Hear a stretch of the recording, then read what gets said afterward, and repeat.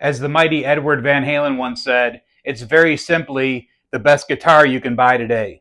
Let's check out the 1983 Kramer Baretta Reissue Holy Grail.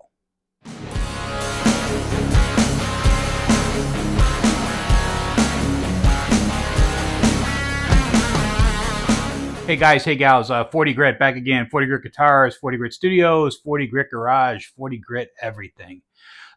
This is the 1983 Kramer Baretta reissue. Kramer announced this, I think, sometime last year. As soon as they announced it, I ordered one from Sweetwater. I knew that it was going to be a must-have for me. This is the guitar that we stared at in the guitar world, guitar for the practicing musician, guitar player, whatever guitar magazine we were looking at, and their Kramer ad was in there. It's very simply the best guitar you can buy today. So let's go out and throw it on the bench. Let's take a look at it. I got it last night. I did take a look at it last night. There's some, as with any guitar these days, there's going to be some setup stuff that you're going to have to tweak yourself.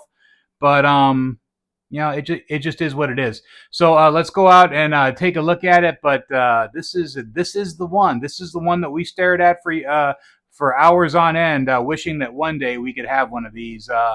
Let's see how accurate it is on the inside, and let's go put it on the bench.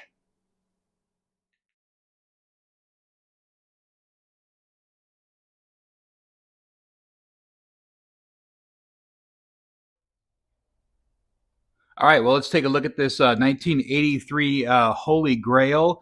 I'm going to take it off the tripod here, and I will get some close-ups for you. Couple things I want to take a look at. I may do it on this video in depth, or I may not. We'll see how involved it is. So let's get boogieing. Headstock is nice and big, as the way I was hoping it was going to be. That's a R5 1 3/4 nut. There's some slack on the bass side. It's flush to the treble side. Taking a look at that here in a second. Nut looks like it may need to come to the bass side a little bit. Rosewood fretboard, 16-inch radius on this one. What I understand about this is that they were digitally enhanced off the originals. So I assume that these are CNC, and so it should be pretty close to the original. I've never seen a real Grail, but in person, but I guess it's supposedly pretty close. It's a CTS pot, feels good. I'm not going to switch that out. A little tighter than a Bourne's, but it's cool that it's got the upgraded pot and it's not super tight. That's a Seymour Duncan 59. We're going to get some readings off it, see what's doing on that. I'm going to look at the back of this Floyd Rose and see if it has the Made in Germany stamp, because they do not have the stamps anymore. They're all going to be 3D now. That's how they're building those. So let's see. Let's flip her over and check it out. Back of the headstock, crafted in Japan, 90-degree right angles.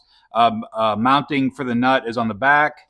Back of the neck. Here's a shot. The serial numbers on the headstock, obviously, so they put the C1 1983 C serial number for the specific for the Kramers. Everything looks decent. Barrel jack, just like the original. No issues with anything thus far that I've seen other than the alignment of the nut. Action feels high, so I'm going to go through some specifics here real quick. I'm going to pull these covers off. We'll take a look in there, see if the routes are, if it's going to have the sports route on it. So it does have the sports route, nice, deep in the back there, and the inset there for the spring travel. Cavity looks as it should. I'm not going to do anything with that pot. This pickup may be coming out, though. It depends on what it reads this morning. I may swap that out. The 59 is not known for having some power behind it. That's just what I like personally. So everything looks good. I mean, I've got some upgrades to do. I'll probably put a brass block in this and stuff. Once we take a look at weight here and stuff. I'm not going to do that all on this video, just because it'll give me some more content for the channel, and I don't have time right now. So, but I wanted to get this out to you guys as soon as I got it, because I know that there's been a lot of interest on this. Looks good. You know, the nut's a little high for my liking. I'm seeing some pretty good travel here on the nut, so this nut's going to be shaved down. But the issue that you have is that headstock's painted, so I'm going to have to figure out either get some touch-up paint for this lip right here once you get done sanding on it to level out that or to lower that nut shelf. We're going to have to figure something out there, but this nut definitely needs to come down.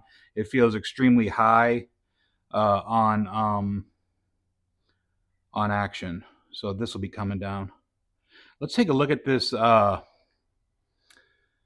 loosen this and get this straightened up because that's obviously off. Okay, I've got that nut adjusted. I've got that where I want it now. Now my issue is the string alignment on the guitar.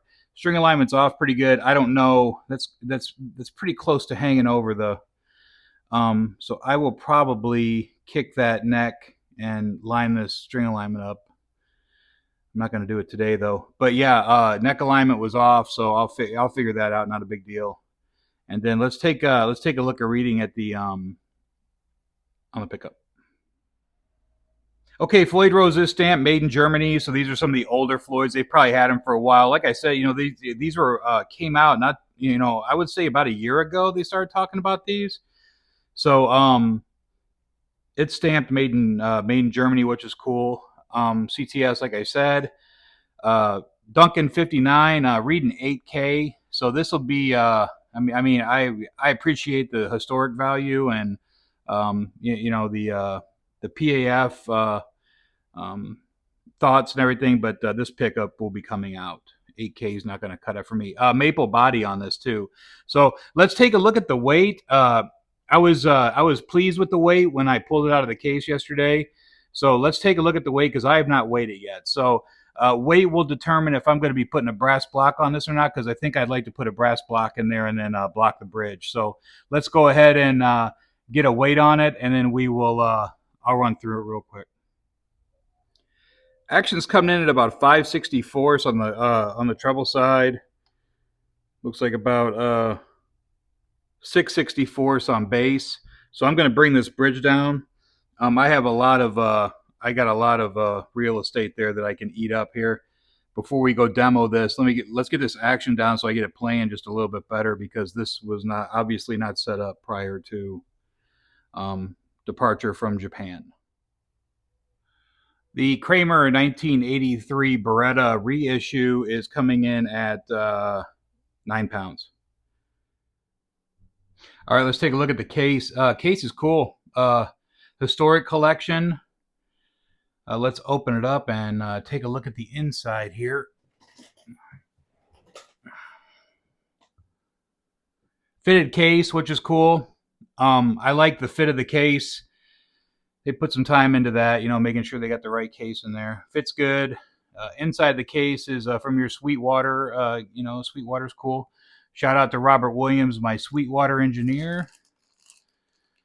Whammy and Schaller strap locks. One thing I probably didn't touch out there is Schaller strap locks included on this one. Case key, and then a cool Kramer booklet, just like the Gibsons. And it says that it's got a cool booklet. Certificate of authenticity, whatever that means. And cool booklet though. Cool, you know, cool case candy there. So there's your case. I like the logo. And nice case. Okay, so I got her plugged in. I have her on clean. We're going to check out clean channel first, and then we'll go over to dirty. I did plug it in on dirty, and it doesn't sound too bad. You do hear the cutting of the brightness with the maple body coming through on that pickup. I do hear it distinctively as soon as I went to dirty, but we'll figure it out.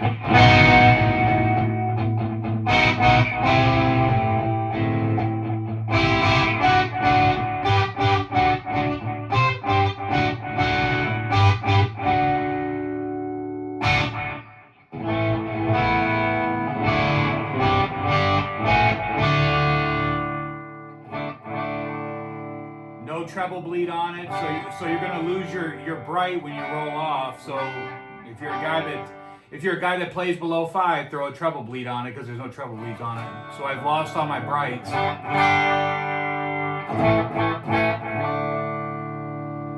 But who are we fooling? Who's playing this guitar on clean? Let's switch over to dirty.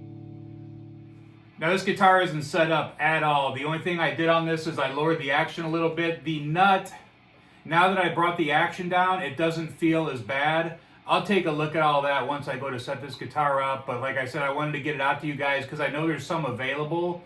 And I wanted to go through the specs with you and go through it prior to you making your decision on buying the guitar. So I got it on dirty now, and let's check it out.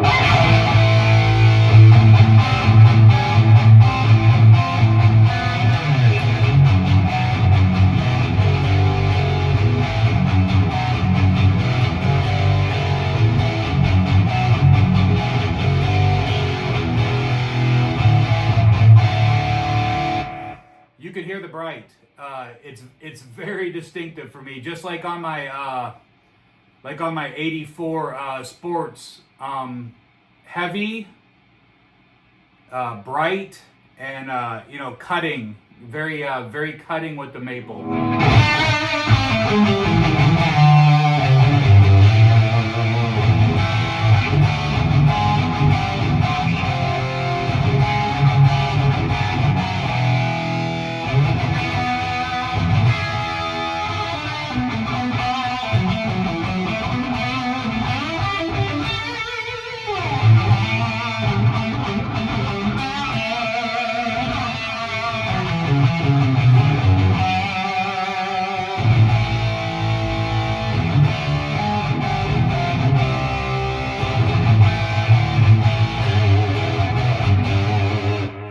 You hear it on the bass string. Interesting.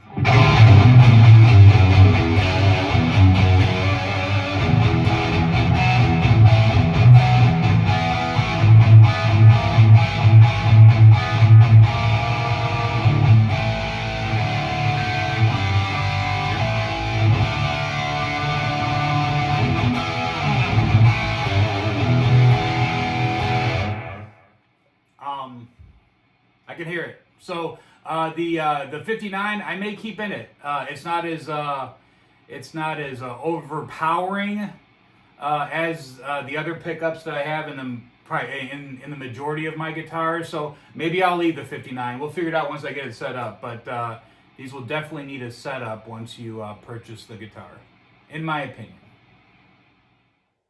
My thoughts on the Kramer Baretta 1983 Holy Grail Reissue. It's a must-have. I mean, we have to have it, regardless of the way it is when it gets here. I mean, we got to put some time into it, setting it up. That's with every guitar these days. Very rarely are you going to pull something out of the case and it's going to be ready to go. It's just not like that, unless you buy the high-end boutique. And even if you do buy the high-end stuff, there's a chance that it's not going to be right either. So that's just the chance we take. Sweetwater's got a bunch of these available, so if you're interested, go on there. They had some decent weights too. I saw a couple last night, mid-8s. Somewhere around there. So, and there's a couple of demos available as well. So you can save yourself a couple bucks for a chip on the paint or whatever, because you're going to chip it eventually anyway. So save yourself a couple bucks. Yeah, so it's a must-have. We've spent our entire lives, digging this guy named Eddie Van Halen. So finally, there's a guitar out there. You don't have to be worried about being counterfeit. You don't have to spend tens of thousands of dollars to get one of these guitars.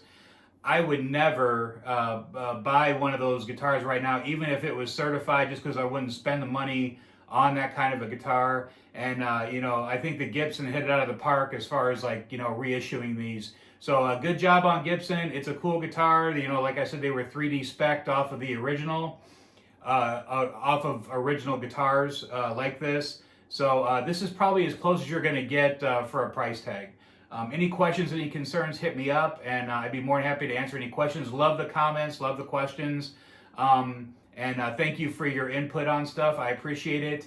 I'll see you guys on the next one. I don't know what I'm going to do next, but I will figure something out, and I'll see you guys soon. Thanks for watching. See ya.